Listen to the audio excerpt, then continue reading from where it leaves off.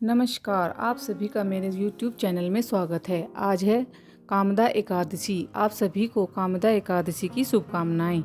कामदा एकादशी का व्रत पौराणिक मान्यताओं के अनुसार चैत्र शुक्ल पक्ष की एकादशी को मनाया जाता है। यह समस्त पापों का नाश करने वाली और समस्त मनोकामनाओं को पूर्ण करने वाली माना जाता है। इस एकादशी को कामदा एकादशी के नाम से जाना जाता है।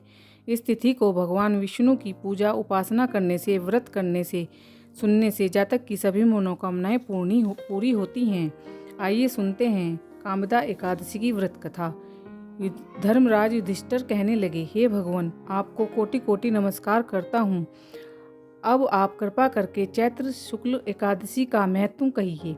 श्री कृष्ण कहने लगे, हे धर्मराज, यही प्रश्न एक समय राजा दिलीप ने गुरु वशिष्ठ से किया था और समाधान उन्होंने किया वही मैं तुम्हें कहता हूँ।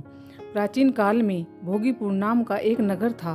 वहाँ पर अनेक ऐश्वर्य से युक्त पुंडरीक नाम का एक राजा राज्य करता था। भोगीपुर नगर में अनेक अप्सराएं, किन्नर तथा गंधर्व वास करते थे। उनमें से एक जगह ललित और ललिता नाम के दो स्त्री पुरुष अत्यंत वैभवशाली घर में निवास करते थे। उन दोनों में अत्यंत स्नेह था, यहाँ तक कि अलग अलग हो जाने पर वे दोनों व्याकुल हो जाते थे।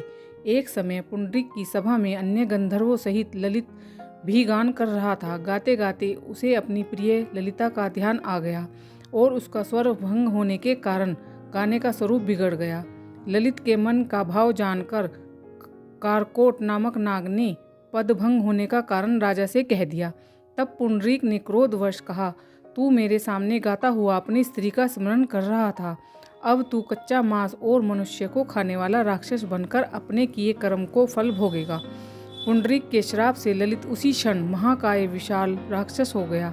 उसका मुख अत्यंत भयंकर, नेत्र सूर्य चंद्रमा की तरह प्रदीप्त तथा मनुष्य से अग्नि निकलने लगी। उसके नाक पर्वत की कंदरा के समान विशाल हो गई और गर्दन पर्वत के समान लगने लगी। सिर के बाल पर्वतों पर खड़े वृक्ष के समान लगने लगे तथा भुजाएं अत्यंत लंबी हो गई। कुल मिलाकर उसका शरीर 8 योजन के विस्तार में हो गया। इस प्रकार राक्षस होकर वह अनेक प्रकार के दुख भोगने लगा। जब उसकी प्रियतमा ललिता को यह वृत्तांत मालूम हुआ तो उसे अत्यंत खेद हुआ और वह अपने पति के उद्धार के यत्न सोचने लगी। वह राक्षस अनेक प्रकार के घोर दुख सहता हुआ घने वनों में रहने लगा। उसकी स्त्री उसके पीछे पीछे जाती और विलाप करती रहती। एक बार ललिता अपने पति के पीछे घूमती घूमती विंध्याचल पर्वत पर पहुंच गई, जहां पर श्रृंगी ऋषि का आश्रम था। ललिता शीघ्र ही श्रृंगी ऋषि के आश्रम में गई और वहां जाकर विनती भाव से प्रार्थना करने लगी। उसे देखकर श्रृंगी ऋषि बोले, हे शुभिके, तुम कौन हो और यहाँ किस लिए आई हो? ललिता बोली, हे मुने, मेरा नाम ललिता है। मेरा पति राजा पुंडरीक के श्राप से विशालकाय राक्षस हो गया है। उसका मुझको महान दुख है। उसके उद्धार का कोई उपाय बताइए। श्रृंगी ऋषि बोले, हे गंधर्व कन्या, अब चैत्र शुक्ल एकादशी आने वाली है, जिसका नाम कामदा एकादशी है। इसका व्रत करने से मनुष्य के सब कार्य सिद्ध हो जाते हैं।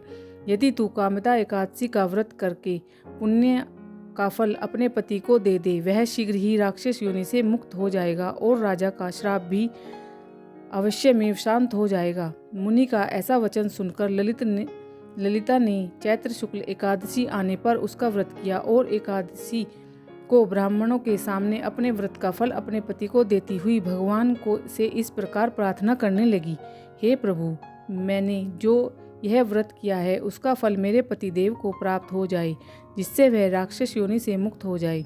एकादशी का फल देते हुए उसका पति राक्षस योनि से मुक्त होकर अपने पुराने स्वरूप को प्राप्त हो गया। फिर अनेक सुंदर वस्त्राभूषणों से युक्त होकर ललिता के साथ विहार करने लगा। उसके पश्चात में दोनों विमान में बैठकर स्वर्ग लोक को चले गए। वशिष्ठ मुनि कहने लगे, हे राजन, इस व्रत को विधि पूर्वक करने से समस्त पाप नष्ट हो जाते हैं तथा राक्षस आदि योनि से भी छूट जाते हैं। संसार में इससे बराबर कोई और दूसरा व्रत नहीं है। इसकी कथा पढ़ने या सुनने से वाजपेयी यज्ञ का फल प्राप्त होता है। तो ये थी एकादशी की व्रत कथा, जिसे सुनने से सभी पाप नष्ट हो जाते हैं। जय हरि विष्णु।